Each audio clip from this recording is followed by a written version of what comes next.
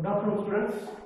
ಇವತ್ತಿನ ಕ್ಲಾಸ್ನಲ್ಲಿ ಏಕವ್ಯಕ್ತಿ ಸಂಸ್ಥೆಯ ಅನುಕೂಲತೆಗಳ ಬಗ್ಗೆ ನೋಡ್ತಾ ಇದ್ದೀವಿ. ಲಾಸ್ಟ್ ಕ್ಲಾಸ್ನಲ್ಲಿ ನಾವು ಲಕ್ಷಣಗಳ ಬಗ್ಗೆ ಅಭ್ಯಾಸ ಮಾಡಿದ್ವಿ. ಇವತ್ತಿನ ಕ್ಲಾಸ್ನಲ್ಲಿ ನಾವು ಅನುಕೂಲತೆಗಳ ಬಗ್ಗೆ ನೋಡ್ತಾ ಇದ್ದೀವಿ. ಈ ಅನುಕೂಲತೆಗಳಲ್ಲಿ ಮೊದಲೇ ಶೀಘ್ರ ನಿರ್ಣಯ ತೆಗೆದುಕೊಳ್ಳುವಿಕೆ. ಇಲ್ಲಿ ಏಕವ್ಯಕ್ತಿ ಸಂಸ್ಥೆ ಒಂದು ಇಂತಹ ಸಂಸ್ಥೆ ಅದಲ್ಲ, ಇದರಲ್ಲಿ ಬಹಳಷ್ಟು ಸ್ವಾತಂತ್ರ್ಯ ಇರ್ತದೆ. ಹೌದಾ? ಯಾವುದೇ ಮೂರನೇ ವ್ಯಕ್ತಿಯ ಪ್ರವೇಶ ಇರುವುದಿಲ್ಲ. ಅದು ನಿರ್ಧಾರ ತೆಗೆದುಕೊಳ್ಳಲಾಗಿರ್ಬೋದು, ಪಾಲನೆ ಹಂಚಿಕೊಳ್ಳೋದೇ ಆಗಿರ್ಬೋದು, ಅಥವಾ ಇನ್ಯಾವುದೇ ಕಾರಣಕ್ಕೂ ಕೂಡ ನಾವು ಮೂರನೇ ವ್ಯಕ್ತಿ ಬಗ್ಗೆ ಕಾಯುವಂತಿಲ್ಲ ಅಥವಾ ಪ್ರವೇಶವನ್ನ ತೆಗೆದುಕೊಳ್ಳುವಂತಿಲ್ಲ. ಈ ಒಬ್ಬನೇ ವ್ಯಕ್ತಿ ಹೂಡಿಕೆ ಮಾಡೋದ್ರಿಂದ ಎಲ್ಲವೂ ಕೂಡ ತನ್ನ ಸ್ವಂತ ನಿರ್ಧಾರ ಮೇಲೆ ಡಿಪೆಂಡ್ ಆಗಿರ್ತದೆ. ಯಾವ ಬೇಕಾದ್ರೂ ನಿರ್ಧಾರಗಳನ್ನು ತೆಗೆದುಕೊಳ್ಬಹುದು. ಅದು ಕಚ್ಚಾ ವಸ್ತು ಸಿದ್ಧ ವಸ್ತುಗಳನ್ನು ಬೇಗನೆ ತರೋದಾಗಿರ್ಬೋದು, ಎಷ್ಟು ಪ್ರಮಾಣ ತರೋದಾಗಿರ್ಬೋದು, ಎಷ್ಟು ಪ್ರಮಾಣ ಮಾರಾಟ ಮಾಡಿ ಇಡೋದಾಗಿರ್ಬೋದು, ಈ ಎಲ್ಲಾ ನಿರ್ಧಾರಗಳನ್ನು ಕೂಡ ಆ ಒಬ್ಬ ವ್ಯಕ್ತಿ ತೆಗೆದುಕೊಳ್ತಾನೆ. ಹೀಗಾಗಿ ಏಕವ್ಯಕ್ತಿ ಸಂಸ್ಥೆಯಲ್ಲಿ ನಿರ್ಧಾರ ತೆಗೆದುಕೊಳ್ಳೋದು ಬಹಳಷ್ಟು ಸುಲಭವಾದ ಅಂಶವಾಗಿರ್ತದೆ.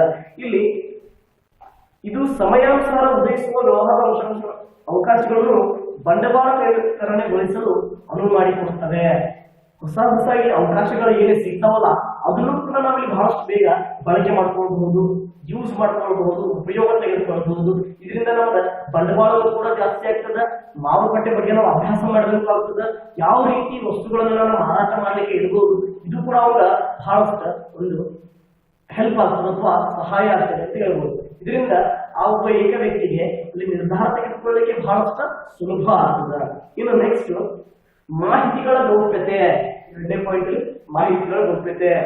ಈ ಒಂದು ಸಂಸ್ಥೆ ಒಬ್ಬನ ವ್ಯಕ್ತಿ ನಡೆಸ್ತಾ ಇರೋದ್ರಿಂದ ಸಂಸ್ಥೆ ಯಾವುದೇ ಮಾಹಿತಿ ಅಥವಾ ಗೌಪ್ಯ ಮಾಹಿತಿ ಅಥವಾ ರಹಸ್ಯ ಹೊರಗಡೆ ಹೋಗ್ಲಿಕ್ಕೆ ಸಾಧ್ಯವೇ ಇಲ್ಲ. ಯಾಕಂದ್ರೆ ಅವು ಒಬ್ಬನೇ ಎಲ್ಲ ಆಗುಗಳನ್ನು ನೋಡ್ಕೊತಿರ್ತಾನೆ, ಎಲ್ಲಾ ಕಾರ್ಯಚಟುವಟಿಕೆಗಳನ್ನು ಒಬ್ಬನೇ ಹ್ಯಾಂಡಲ್ ಮಾಡ್ತಿರ್ತಾನೆ. ಅದು ಕೊಳ್ಳೋದಾಗಿರ್ಬೋದು, ಮಾರಾಟ ಮಾಡೋದಾಗಿರ್ಬೋದು, ಹೌದಾ, ಹೋಲ್ಸೇಲರ್ ಕಡೆ ತರೋದಾಗಿರ್ಬೋದು, ಯಾವ ರೀತಿ ಅದನ್ನ ಕಮಿಷನ್ ಮೇಲೆ ಮಾರಾಟ ಮಾಡೋದಾಗಿರ್ಬೋದು, ಈ ಎಲ್ಲದ್ರ ಬಗ್ಗೆ ಅವ್ರು ಅಭ್ಯಾಸ ಮಾಡಿಕೊಂಡ ಸ್ಟಡಿ ಮಾಡ್ಕೊಂಡ ನಾ ಯಾವ ರೀತಿ ವಸ್ತುಗಳನ್ನು ಮಾರಾಟ ಮಾಡಬೇಕು, ನಾ ಯಾವ ಮಾಹಿತಿಗಳನ್ನು ಗೌಪ್ಯವಾಗಿಟ್ಕೋಬೇಕು, ಯಾವ ಮಾಹಿತಿಗಳನ್ನು ನಾನು ಹೊರಗಡೆ ಶೇರ್ ಮಾಡಬೇಕು, ಇವೆಲ್ಲದರ ಬಗ್ಗೆ ಬಹಳಷ್ಟು ಕೂಲಂಕುಷವಾಗಿ ಪರಿಗಣನೆ ತೆಗೆದುಕೊಂಡ ಕಾರ್ಯಚಟುವಟಿಕೆಯನ್ನ ನಡೆಸ್ತಾ ಇರ್ತಾನೆ. ಹೀಗಾಗಿ ಯಾವುದೇ ಮಾಹಿತಿ ಹೊರಗೆ ಸೋರಿಕೆ ಆಗೋ ಕಾರಣ ಇಲ್ಲಿ ಇರುವುದಿಲ್ಲ. ಹೌದಾ? ಇನ್ನು ನೆಕ್ಸ್ಟ್ ಬರ್ತದ ನೇರ ಉತ್ತೇಜನ. ಈ ಒಬ್ಬ ವ್ಯಕ್ತಿ ಹೂಡಿಕೆ ಮಾಡಿ ವ್ಯವಹಾರ ನಡೆಸೋದ್ರಿಂದ ಆದಷ್ಟು ಲಾಭವನ್ನು ಎಲ್ಲ ಅವನೇ ಅನುಭವಿಸ್ತಾನೆ. ಇನ್ನು ಆದಷ್ಟು ನಷ್ಟಗಳನ್ನ ಒಬ್ಬನೇ ಬರುತ್ತಾನೆ. ಇಲ್ಲಿ ಅವ್ನು ಎಷ್ಟು ಪ್ರಾಫಿಟ್ ಆಗ್ತಿಲ್ಲ ಅದರಿಂದ ಅವ್ನ ಉತ್ತೇಜನ ಜಾಸ್ತಿ ಸಿಗ್ತಾ ಇದೆ, ಆತ್ಮವಿಶ್ವಾಸ ಜಾಸ್ತಿ ಬೆಳೀತಾ ಇದೆ. ಏನ್ ಆತ್ಮವಿಶ್ವಾಸ ಬೆಳೀತಾ ಇದೆ? ಇಲ್ಲಿ ನಾನು ಮಾಡ್ತಕ್ಕಂಥ ಕೆಲಸದಿಂದ ಪರಿಶ್ರಮದಿಂದ ನನಗೆ ಲಾಭ ಜಾಸ್ತಿ ಸಿಗ್ತಾ ಇದೆ. ಅದು ಅಲ್ಪ ಪ್ರಮಾಣದಲ್ಲಿ ಕೂಡ ಸಿಗ್ಲಿ, ಬಟ್ ಒಂದು ತೃಪ್ತಿಯನ್ನು ತಂದು ಕೊಡ್ತಾ ಇರ್ತಾನೆ. ಹೀಗಾಗಿ ಅಲ್ಲಿ ಎಷ್ಟು ಲಾಭ ಬರ್ತದಲ್ಲ ಅದರಿಂದ ಉತ್ತೇಜನ ಜಾಸ್ತಿ ಆಗ್ತದೆ. ಉತ್ತೇಜನ ಏನ್ರಿ? ಪ್ರೋತ್ಸಾಹ ಜಾಸ್ತಿ ಸಿಗ್ತದೆ. ಹೊರಗಿನವ್ರು ಯಾರು ಬಂದು ನೀವು ಚಲೋ ವ್ಯವಹಾರ ಮಾಡಪ್ಪ, ಎಷ್ಟು ಲಾಭ ಮಾಡಿದೆ, ವೆರಿ ಗುಡ್ ಅಪ್ಪ, ಯಾರು ಬಂದು ಪ್ರಶಂಸೆ ಮಾಡುವ ಅವಶ್ಯಕತೆ ಇಲ್ಲ, ಯಾರು ಪ್ರೋತ್ಸಾಹ ಅವಶ್ಯಕತೆ ಇಲ್ಲ. ಅವ್ರು ಎಷ್ಟು ವರ್ಕ್ ಮಾಡ್ತಿರ್ತಾರೆ ಅದ್ರ ತಕ್ಕಂಗೆ ಪ್ರತಿಫಲ ಸಿಗ್ತಾ ಇರ್ತದೆ. ಅದರಿಂದ ಅವ್ರು ತಾನ ಪ್ರೇರೇಪಿತಗೊಂಡ ವ್ಯವಹಾರವನ್ನ ಮತ್ತೆ ಸುಗಮವಾದ ಹಾದಿಯಲ್ಲಿ ನಡೆಸ್ತಾ ಇರ್ತಾರೆ. ಇನ್ನು ನೆಕ್ಸ್ಟ್ ಸಾಧನೆಯ ಭಾವನೆ. ಹೌದಾ?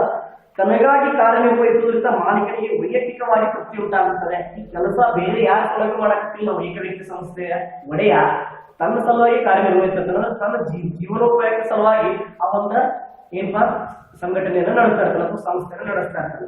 ಇಲ್ಲಿ ಆಗಿರ್ತಕ್ಕಂಥ ಲಾಭವನ್ನು ತಾನು ಅನುಭವಿಸ್ತಾ ಇರೋದ್ರಿಂದ ಅವ್ರು ಹೈಯೆಸ್ಟ್ ಪ್ರಮಾಣದಲ್ಲಿ ತೃಪ್ತಿ ಉಂಟಾಗ್ತಿಲ್ಲ.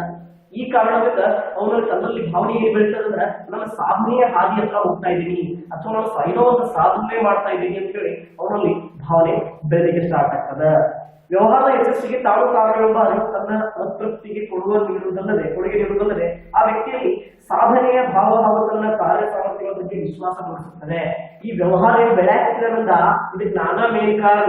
ನನ್ನಿಂದ ವ್ಯವಹಾರ ಬೆಳೆಯಾತೈತಿ, ನಾವು ವ್ಯವಹಾರ ಕಾರ್ಯ ಚಟುವಟಿಕೆಯಲ್ಲಿ ಬಹಳಷ್ಟು ಹಾರ್ಡ್ ವರ್ಕ್ ಮಾಡೋದ್ರಿಂದ ನನ್ನ ವ್ಯವಹಾರ ಬೆಳೀತದ ಅನ್ನೋ ಮನೋಭಾವನೆಯನ್ನು ಅವರಲ್ಲಿ ಮೂಡ್ತದೆ. ಈ ಮನೋಭಾವನೆ ಅವರಲ್ಲಿ ಮತ್ತೆ ಆತ್ಮವಿಶ್ವಾಸ ಬೆಳೆಸ್ತದ. ಇನ್ನೂ ಸಂಸ್ಥೆಯನ್ನು ಎತ್ತರ ಮಟ್ಟಕ್ಕೆ ಬೆಳೆಸಲಿಕ್ಕೆ ಅವ್ನ ಆಸ್ಪದವನ್ನ ಮಾಡಿಕೊಡ್ತದ. ಇನ್ನು ನೆಕ್ಸ್ಟ್ ಪಾಯಿಂಟ್ ಬರ್ತದ ಸ್ಥಾಪನೆ ಮತ್ತು ವಿಸರ್ಜನೆಗಳ ಸುಗಮತೆ. ಎಲ್ಲರಿಗೂ ತಿಳಿದಿರೋ ಹಾಗೆ ಈಗಾಗಲೇ ನಾವು ಲಾಸ್ಟ್ ಕ್ಲಾಸ್ ಅಲ್ಲಿ ಡಿಸ್ಕಸ್ ಮಾಡಿದ್ವಿ. ಏಕವ್ಯಕ್ತಿ ಸಂಸ್ಥೆಯನ್ನ ಬಹಳಷ್ಟು ಸುಲಭವಾಗಿ ಪ್ರಾರಂಭ ಮಾಡಬಹುದು, ಅದೇ ಬಹಳಷ್ಟು ಸುಲಭವಾಗಿ ಕೂಡ ನಾವು ಅದನ್ನ ವಿಸರ್ಜನೆ ಮಾಡಬಹುದು. ಯಾಕಪ್ಪ ಅಂದ್ರೆ ಈ ಯಾವುದೇ ರೀತಿಯಾಗಿರ್ತಕ್ಕಂಥ ನಾವು ಕಾನೂನಿನ ಮೊರೆ ಹೋಗ್ಬೇಕಾಗಿಲ್ಲ, ಕಾನೂನಿನ ಕ್ರಮಾನುಗತಿಗಳನ್ನ ಅನುಸರಿಸುವ ಅವಶ್ಯಕತೆ ಇಲ್ಲ. ಕೆಲವೊಂದು ಸಂಸ್ಥೆಗಳು ಹೆಂಗಿದಾವಲ್ಲ ಅನಿವಾರ್ಯತೆ ಇದೆ, ಲೈಸೆನ್ಸ್ ತಗೋಬೇಕಾಗಿರ್ಬೋದು ಅಥವಾ ನಾವು ಊರಲ್ಲಿ ಇರ್ತಕ್ಕಂಥ ಮುನ್ಸಿಪಾಲಿಟಿಯಿಂದ ಪರ್ಮಿಷನ್ ತಗೋದಾಗಿರ್ಬೋದು, ಇವೆಲ್ಲವೂ ಕೂಡ ಕೆಲವೊಂದು ಸಂಸ್ಥೆಗಳು ಅಷ್ಟೇ ನೆಸೆಸಿಟಿ ಇದಾವೆ. ಇನ್ನು ಹಂಗೆ ನೋಡಿದ್ರೆ ಯಾವುದೇ ರೀತಿಯಾಗಿರ್ತಕ್ಕಂಥ ಕಾನೂನಿನ ಕ್ರಮಾನುಗತಿ ಇಲ್ಲ. ಯಾವಾಗ ಬೇಕಾದ್ರೂ ವ್ಯವಹಾರವನ್ನು ಪ್ರಾರಂಭ ಮಾಡಬಹುದು, ಯಾವಾಗ ಬೇಕಾದ್ರೂ ಕೂಡ ನಾವು ವ್ಯವಹಾರ ಸಂಸ್ಥೆಯನ್ನ ವಿಸರ್ಜನೆ ಕೂಡ ಮಾಡಬಹುದು. ನೋಡ್ರಿ ಮತ್ತೊಂದು ಸಲ ಹೇಳ್ತಾರೆ, ಕನಿಷ್ಠ ಕಾನೂನು ಕ್ರಮಾನುಗತಿಯಿಂದ ವ್ಯವಹಾರವನ್ನು ಪ್ರವೇಶಿಸುವುದು ಏಕವ್ಯಕ್ತಿ ಮಾಲೀಕತ್ವ ಸಂಸ್ಥೆಯ ಪ್ರಮುಖವಾದ ಅನುಕೂಲವಾಗಿದೆ.